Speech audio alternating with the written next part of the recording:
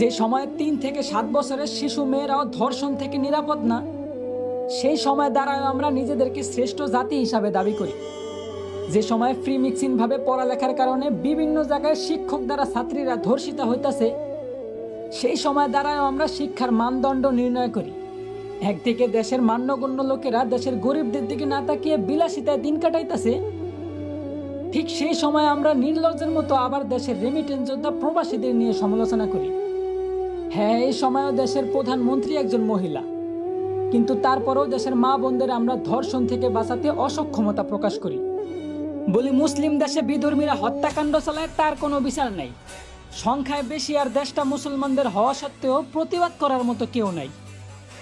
আসলে আমি মনে করি কি ভাই, আমাদের দেশে ইসলামের পক্ষে সঠিক বিচারই নাই।